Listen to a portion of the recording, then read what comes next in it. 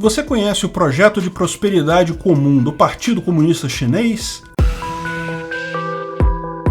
Esse é o Visão Libertária, sua fonte de informações descentralizadas e distribuídas. Esse artigo foi sugerido e escrito por Rodolfo Andrello, revisado por JJ Liber, narrado e produzido por Peter Turguniev. A China possui uma configuração política e econômica bastante curiosa. Por um lado, existe uma liberdade econômica relativamente alta que permite o desenvolvimento de um poderoso setor tecnológico e uma infinidade de empresas focadas na inovação. Por outro lado, o país ainda é dominado por uma ditadura de partido único e lideranças confessadamente comunistas. Por conta dessa configuração curiosa, não é raro encontrar jornalistas que atribuem toda a aparente prosperidade do país ao planejamento central estatal, ao mesmo tempo em que acusam o capitalismo como causador dos principais problemas chineses, como a poluição horrenda das metrópoles. Mas essa peculiar combinação pode estar com os dias contados. O Partido Comunista Chinês definiu recentemente as metas de governo que guiarão o país pelos próximos anos, que foram determinadas no sentido de reencaminhar a China para um perfil mais tradicional de socialismo, também chamado socialismo raiz. Um exemplo desse socialismo raiz é a política chinesa contra representações afeminadas nos setores como televisão e videogames. Esses investimentos na masculinidade chinesa vêm também na esteira da decisão estatal de promover um maior número de filhos para cada família, em contraposição à própria política antiga do filho único, que foi regra determinada pelo partido nas últimas décadas. Tais fatos nem chegam a ser novidade, porém, provavelmente muito pouca gente se deu conta que as mudanças implementadas pelo Partido Comunista fazem parte de um plano muito maior, chamado Estratégia para a Prosperidade Comum. Esse plano de Xi Jinping foi anunciado como sendo uma estratégia que engloba a vida material e espiritual de cada chinês,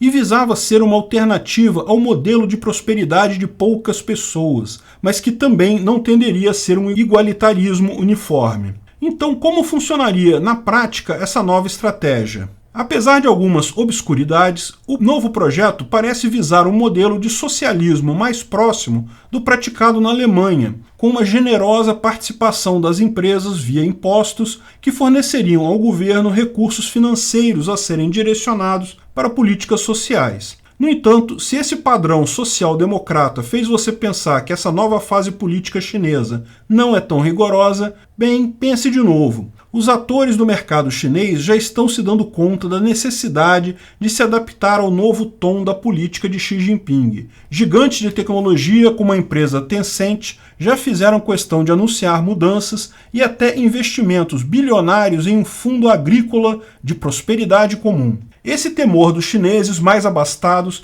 é bastante justificado, principalmente pela perseguição que o Partido Comunista vem promovendo recentemente contra empresários não alinhados ao governo, como foi o caso de Jack Ma. Os mais inclinados para teorias de justiça social certamente verão nisso um avanço, já que de uma forma simplista, essa mudança de política chinesa poderia indicar que a economia continuaria a funcionar normalmente, ainda com a vantagem de que agora os frutos não seriam apropriados exclusivamente pelos magnatas da tecnologia, mas sim distribuídos pelo governo entre os mais pobres. Todavia, como sempre acontece, essa engenharia social traz consigo efeitos que não são imediatamente perceptíveis para o socialista padrão. Por exemplo, digamos que determinada empresa está prosperando e pode conseguir uma fatia maior do mercado. Porém, antes de se dar ao luxo de expandir suas operações, o empresário precisará ponderar se essa decisão entra em rota de colisão com algum objetivo do PCC.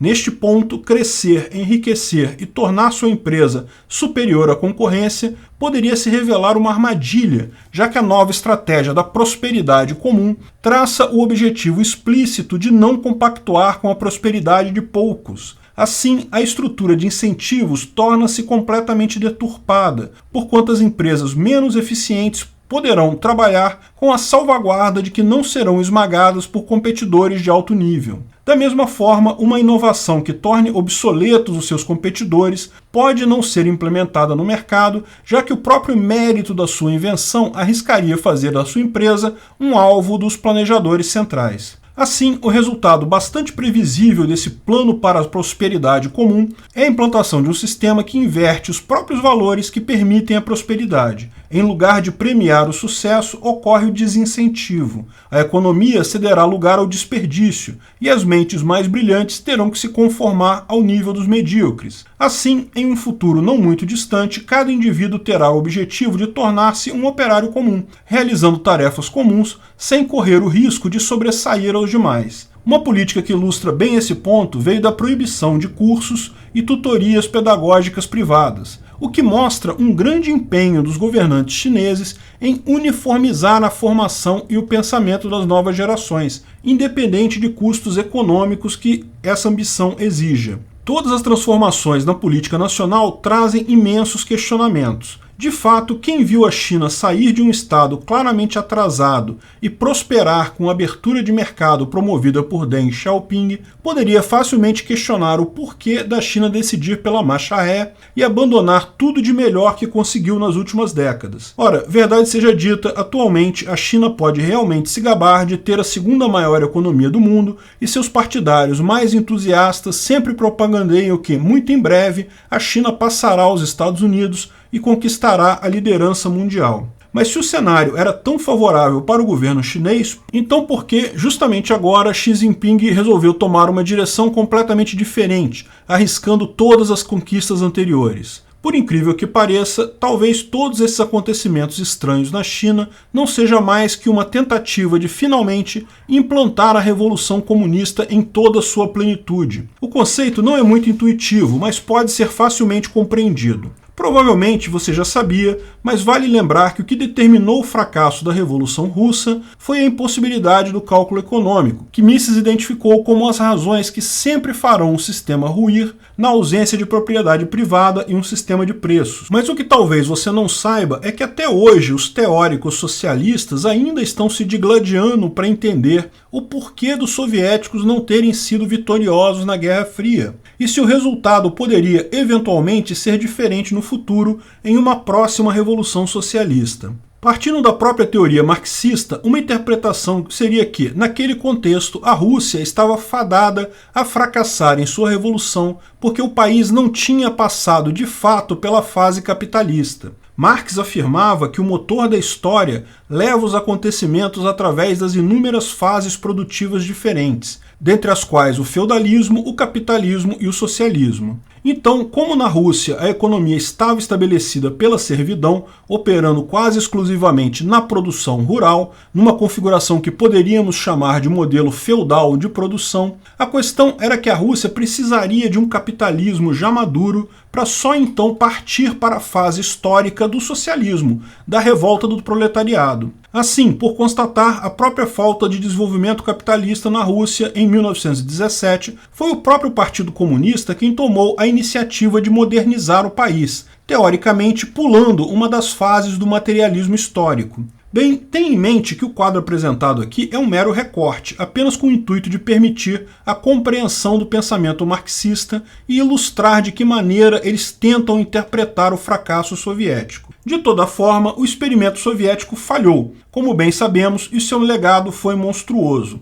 Mas Xi Jinping está decidindo os rumos da China com base neste tipo de teoria. Então pode muito bem ser que essa fase mais aberta, anteriormente promovida por Deng Xiaoping, não fosse mais do que um recuo estratégico a fim de permitir que o capitalismo construísse na China um complexo industrial e promovesse de vez um modo de produção capitalista. Assim, Xi Jinping talvez julgue estar em condições de finalmente conseguir realizar a grande expropriação da burguesia e, em sua concepção, acertar justamente onde Stalin errou. Olhando a perspectiva dos saqueadores socialistas, de fato pareceria mais inteligente saquear fábricas e recursos modernos de produção em lugar de saquear um país como a Rússia, de 1917, cujo principal meio de produção ainda era o arado. Todavia, ainda que a vantagem de Xi Jinping venha do fato de que há muito mais o que saquear na China moderna, a questão é que a impossibilidade do cálculo econômico ainda persiste,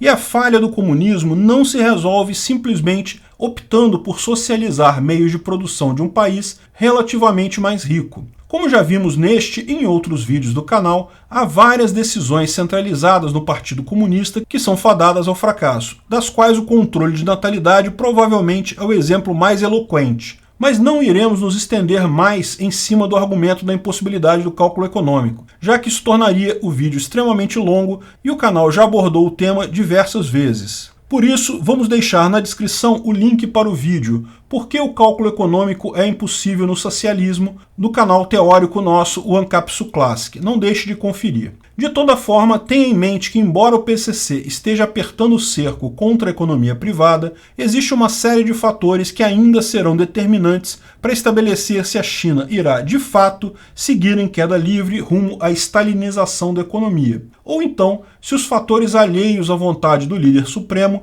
poderão afetar a economia chinesa numa ou em outra direção, como resistências e projetos distantes dentro do próprio partido. De todo modo, é certo que você passará a ouvir cada vez mais elogios dos formadores de opinião que recebem incentivos econômicos da ditadura vermelha e que não cansarão de louvar o projeto de prosperidade comum do PCC. Comunistas são tão previsíveis.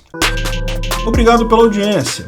Esse vídeo foi um oferecimento de armataweb.com, cloud e serviços de data center, 100% de compromisso com a satisfação e privacidade dos clientes. Aceitamos Bitcoin, veja o link na descrição do vídeo. Se você gostou desse vídeo, clique no like e compartilhe ele em suas redes sociais. Se inscreva no canal para nos ajudar, clicando no botão vermelho abaixo. Se quiser ser avisado de novos vídeos, clique no sininho ao lado. Se você quiser comprar camisas e outros itens do Visão Libertária, veja nossos itens no site Pimenta no Café, pimentanocafé.com.br/Visão Libertária, tudo junto sem acento, ou clique no link da descrição.